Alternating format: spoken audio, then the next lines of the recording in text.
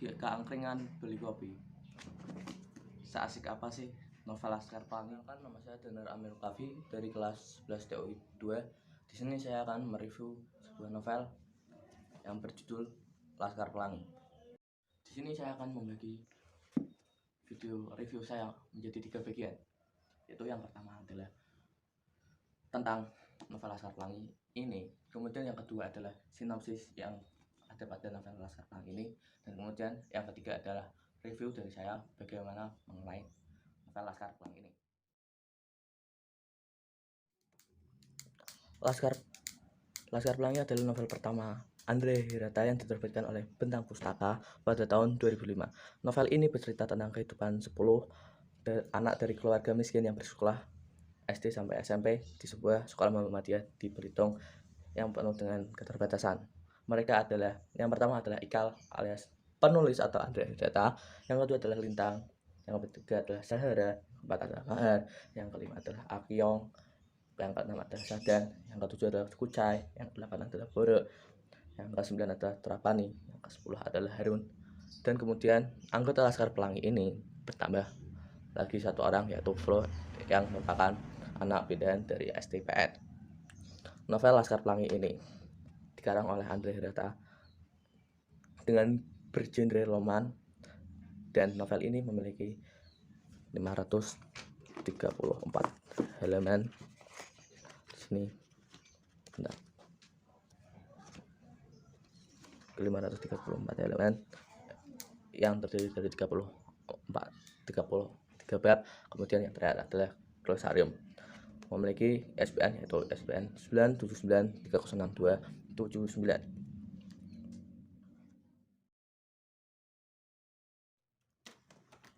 Novel Laskar Pelangi ini menceritakan kehidupan 10 anak yang tidak mampu, tetapi mereka memiliki semangat juang untuk melanjutkan pendidikannya di Kampung Gantung, Kepulauan Bangka Belitung. Sebagian besar dari ke-10 anak yang menempuh pendidikan di SD Muhammadiyah Gantung merupakan anak dari para penambang timah di pulau yang perolehan kekayaan alam timah terbesar di dunia.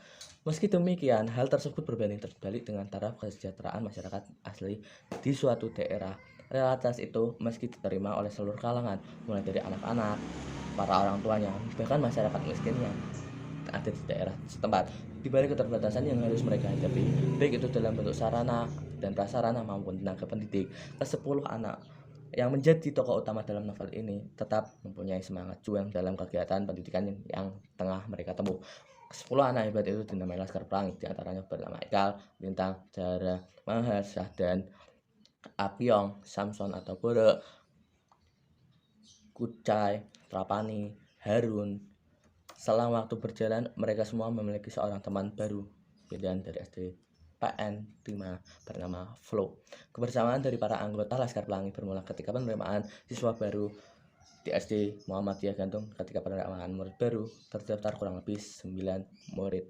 Akan tetapi sayangnya kuantitas tersebut tidak mencukupi syarat keberlangsungan pendidikan di SD Muhammadiyah itu. Bahkan beberapa waktu sebelum adanya hal tersebut, pemerintah daerah telah dengan melalui Departemen Pendidikan dan Kebudayaan Sulawesi Selatan sudah memberikan peringatan pada pihak sekolah dasar Islam tersebut mengenai perencanaan penutupan sekolah yang bisa dikatakan sudah tua itu.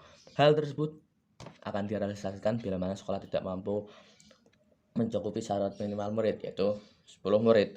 Seluruh orang tua dan calon siswa Bu Muslimah dan Pak Irfan pun memiliki penuh untuk harapan untuk menunggu kehadiran siswa 10 agar dapat menyelamatkan SD Muhammadiyah. Di detik-detik terakhir, Pak Irfan yang sudah menahan rasa kecewa dan dirinya bersamaan menetapkan sebuah keputusan yang amat berat. Namun di tengah kecewa yang mereka rasakan, datanglah seorang anak yang tampak lebih besar bila dibandingkan dengan anak-anak lainnya. Anak itu tidak sendiri, datang bersama ibunya dan ingin mendaftarkan diri sebagai murid baru di SD Muhammadiyah tersebut. Murid baru itu yakni Harun Abdul Ramadan atau biasa dipanggil Harun.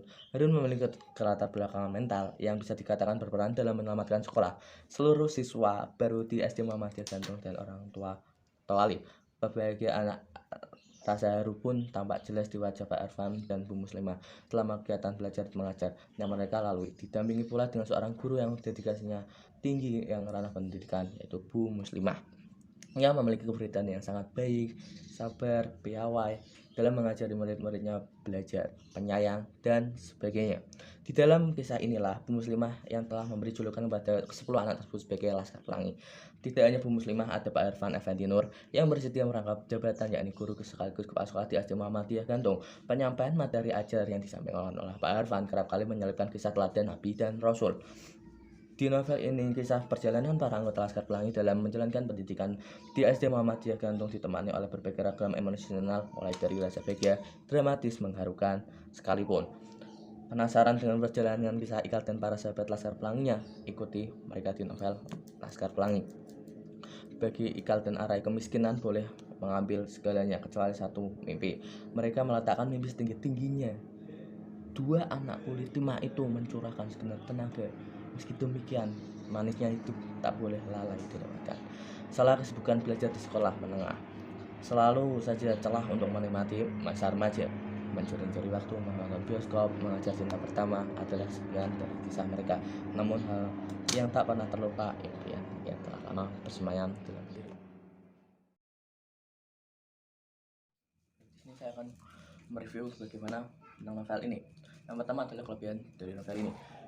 Novel ini memiliki kelebihan pada bagian kejelasan apa yang disampaikan. Ya, masa 534 halaman kurang jelas untuk menjelaskan kan nggak asik. Oke, kemudian yang kedua adalah di sini memiliki banyak sekali kata-kata perumpamaan dan juga diselipkan beberapa puisi.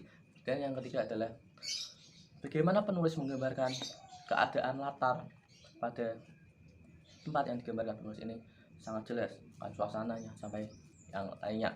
Dan novel ini tuh bisa saya katakan sebagai novel semua kalangan, karena di sini juga tersalip beberapa amanat dan beberapa kisah yang sangat mengandung makna baik.